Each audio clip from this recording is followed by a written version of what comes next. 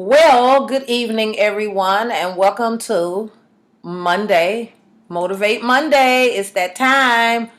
So I hope that you're watching tonight because tonight I really want to talk about gratitude and ways to show that you're grateful. If this is your first time, I'm Eldridge J. Alexander, and as always, I'm sorry a little bit late tonight because I had some other things that I was doing. So I really wanted to talk tonight about gratitude and the whole notion of what it means to be grateful, the definition, the origin. Y'all know how I get down. I'm always looking some stuff up, right? So tonight I just wanted to look this up because what I did is I found the definition. So I'm going to share with you what I found online, here. All right, there. You can see my screen. I got myself together tonight, y'all.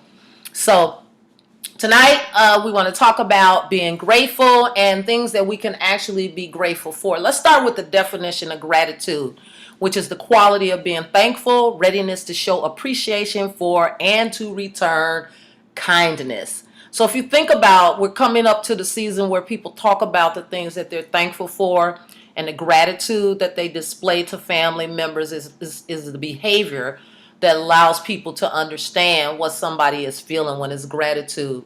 So what are some of the ways that people do actually show gratitude? Or let's first talk about the true meaning of gratitude. And I'm lucky tonight because I got my trusty iPad here that's working really good.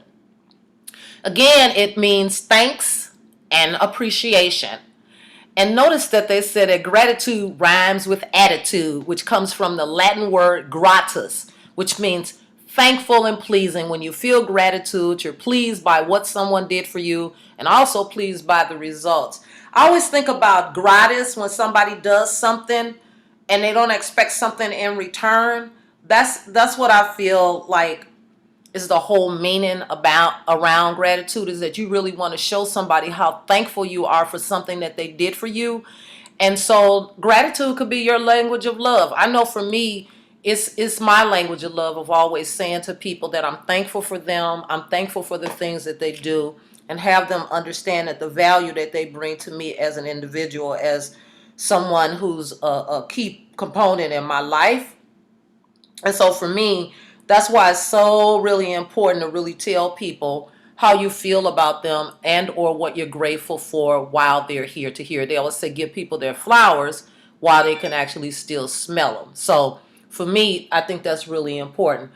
So let's talk about the three parts of gratitude. And I know people probably thought, well, there's only one aspect of gratitude. Well, really, if you think about it, there's three aspects, right? Recognition, the first step to recognizing that, first of all, you are going to be okay no matter what happens. And that's part of us stepping into being grateful. The second is the stage of gratitude, acknowledging that you feel something or that you're thankful for something, and then the display of appreciation. So let's think about the difference between grateful and gratitude. And the reason why I actually just went here is I have my dictionaries and I've gone through, and there's Oxford and Webster's and a few, the English dictionary, and there weren't any differences in what the meanings were. It was basically the same words. So we'll talk about the difference between gratitude and grateful. The abstract noun gratitude comes from medieval Latin gratitudo, which means thankfulness. The adjective grateful comes from an obsolete adjective great, grate, agreeable, thankful, which came from the Latin adjective gratis, pleasing. And so gratefulness is an abstract noun formed by adding a suffix ness to grateful. Why is gratitude so powerful? Well, in positive psychology research, they talk about gratitude and being strongly and consistently associated with happiness. So I want to talk a little bit about that. First of all, what are some things that if you had to write down things that you were actually grateful for having, or let's say appreciative of having it, what would those things be? Could you start out with three things? If you have a pen and some paper around you, what are three things that you would be grateful for having, or to say that you're thankful that you actually have those things, or that you even have access to it, right? For me, it always starts out with being grateful for good health, because without health, wealth, and all that other stuff is of no value to you. So if I have good health, for me, that's a starting place, just to be able to get up and not to have any physical, mental, emotional, spiritual, and thank God, financial pain. We don't want to have those. We want to try to stay away from those things, right?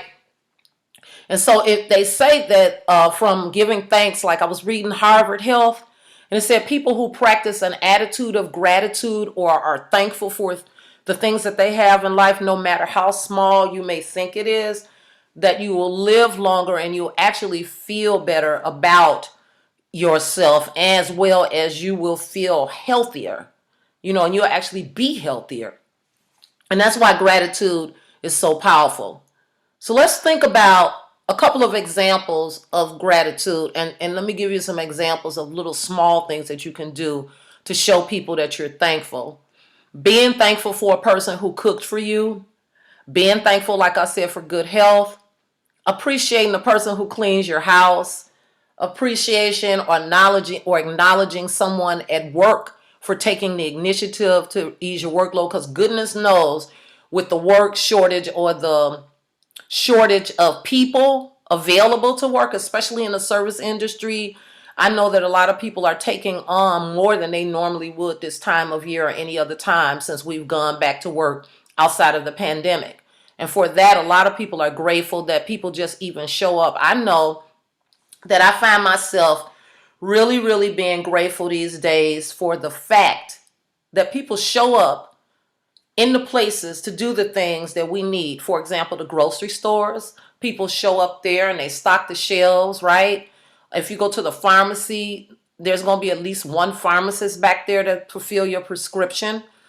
We have delivery people. We still have postal workers out, and we still have people doing things like that. So we do have a lot to be thankful for in this country, because I remember a friend of mine that was in the Ukraine, and he was telling me about how when stuff is shipped there, we take for granted like postal stuff showing up in a couple of days, and we get mad if something is delayed for more than a week. But I remember my friend telling me how when stuff is shipped there, it goes through customs. It could be delayed for a month, even more. They have to pay to actually have their stuff brought to them, even though it was shipped over. In America, you pay when it gets there. They have to pay again to actually get their stuff. So little things like just being able to go to the grocery store and pick things off the shelf, or going out to the mailbox and getting something that's delivered to you. We have things to be grateful for, especially since it's the season that everybody is getting ready to shop and to mail things. You take for granted that you can just go to the store, buy the things that you want, right? Like I always say, for people you don't like with money you don't have,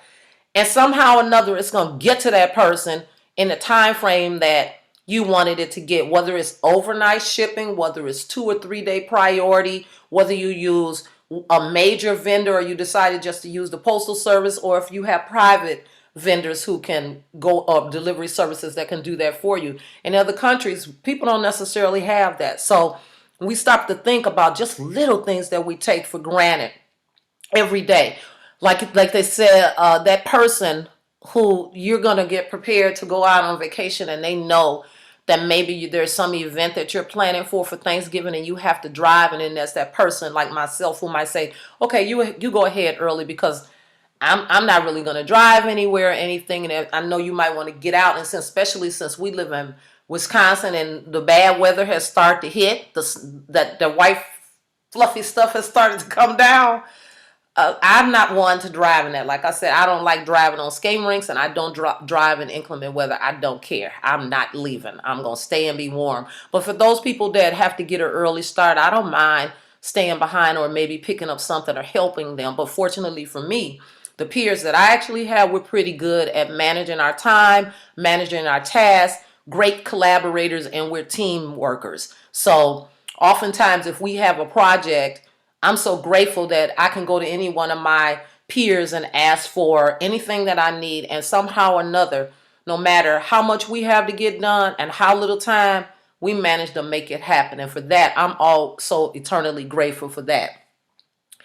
I'm going to take it to another level and just ask, have you sat down and thought about those things? And if you haven't, what does the Bible say about being grateful for those people who might read the Bible? Now, I know you don't necessarily have to subscribe to a specific theology to get an understanding or meaning out of the Bible, just like you don't have to subscribe to a certain theology to get meaning out of Aesop's fables, because all of the books that are written, there's some value in reading no matter where they came from. And I like the Bible because of the fact, and Aesop's fables, because there's life lessons that I learned that are priceless. So the thing that I like that the Bible says about being grateful is it says, give thanks in all circumstances, for this is the will of God in Christ Jesus for you. This is the day that the Lord has made. Let us rejoice and be glad in it. So that, to me, I used to remember we used to sing that song in church. And sometimes you go through singing a song about something and you don't even really stop to think about the intrinsic or the meaning of what it is for you personally, right? You go through the motions like it's rote. This is the day that the Lord has made. Let us rejoice and be glad in it. Be glad in it. Rejoice always, pray without ceasing, give thanks in all circumstances, for this is the will of God in Christ Jesus for you. Because we really don't own anything. Everything that we have is something that we obtained when we came here by whatever means that we got it, through knowledge, through education. It could have been through someone interacting with us and helping us to do something. In any case, we have reasons to be grateful because, one, again, we're still breathing. And if you're watching this broadcast, you should be eternally grateful because you're getting some new information here, or a different lens through which you can look at life. I've watched people over the last 6 or 7 months just be idiots, right? The fact that you can actually go out and be an idiot, and people don't just, and we tolerate it, right? There's a lot going on in the world and people just tolerate it. Something to be grateful for. So just think about what you're going to do to show that you're grateful. Now, one of the things that they ask is, can gratitude and fear exist? That's a question that's up there for thought. And maybe we can talk about that another time. But me personally, I do think that gratitude and fear can exist, because people can be fearful of expressing that gratitude, but they can be grateful for certain things for the fact that they don't have to express the gratitude, or they don't have to overcome that fear at that time, because you could choose not to be grateful or be grateful. Isn't that something? You get to make a choice about whether you're going to be grateful or practice gratitude, whether you are thankful for something or not. And we show it in many ways.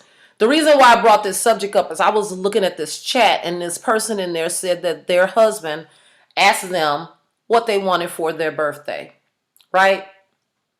And the person said, nothing, I really don't want anything. And so the husband asked, well, would you like some money to buy something that you want to have? And the person said, no, I have my own money. But then guess what? Their birthday came and they didn't get a gift and they didn't get any money. And the person was upset. Now, I can see the gratitude in just someone having the courtesy to ask you if you want something, right? And you having the option to say no.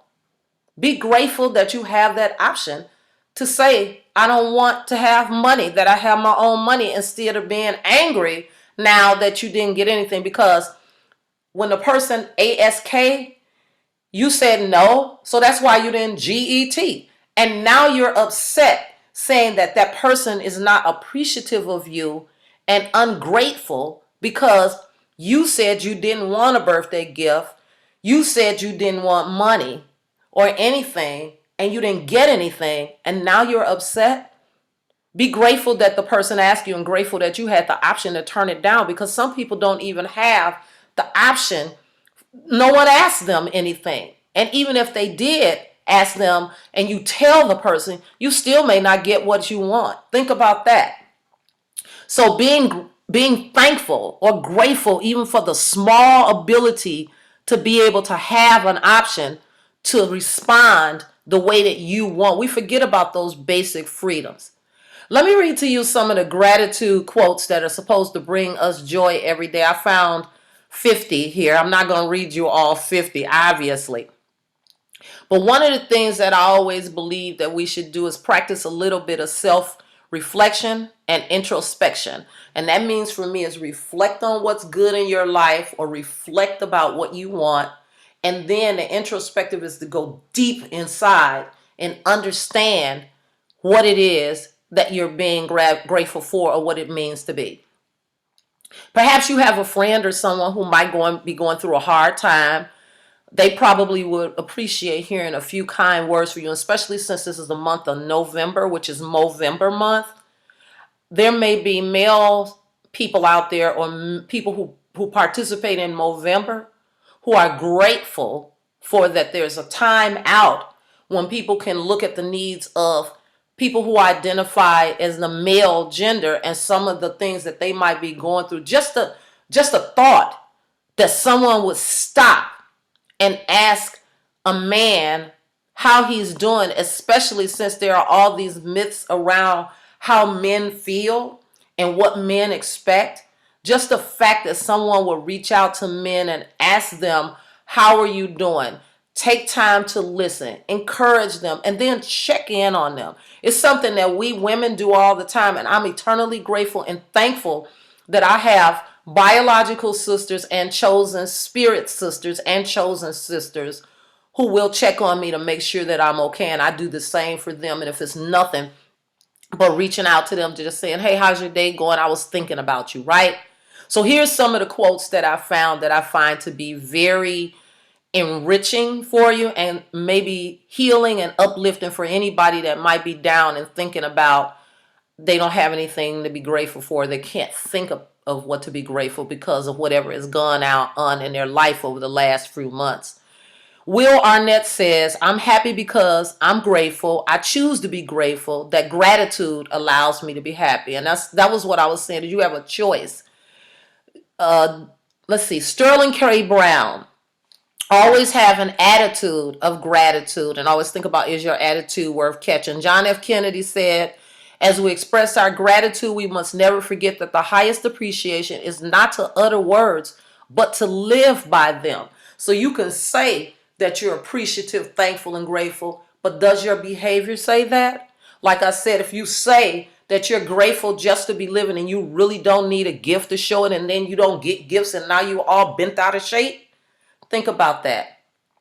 Michelle Obama says we learned about gratitude and humility, that so many people had a hand in our success. For those people who have been successful or those people who are climbing the ladders to success, and maybe you've made some strides in your personal life or in your career or in your academic life, remember that you stand upon the shoulders of others who have supported you.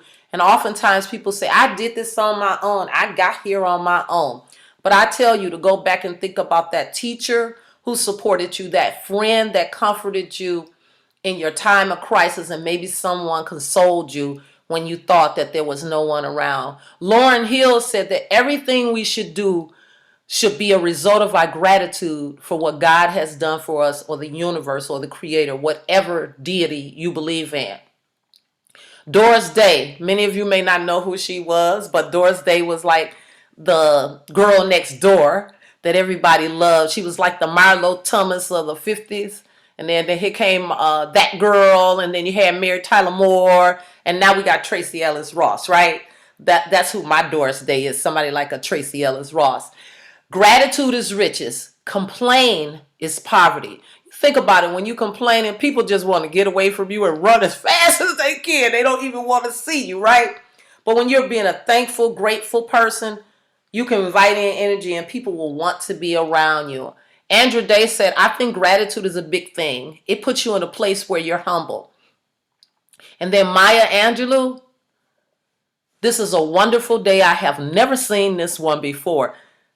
That's the piece that really got me. As she said, this is a wonderful day. I've never seen this one before. So when you wake up in the morning and it's a brand new day, you could be grateful because, again, this is the day that the Lord has made. Let us rejoice and be glad in it, as opposed to mad in it, because you get to try, you get to practice, you get to do and be different. You get to choose that whether or not you want to be different that day. You know what I mean? You do. So that's the thing about it. I love this Maya Angelou quote. This is the one that really, really sticks with me. So if you do nothing else over the next couple of weeks, take a few moments, go stand in front of the mirror, look in the mirror and say, I'm so thankful and grateful that I can stand up on my own 2 feet, look forward in this mirror, and say things about myself.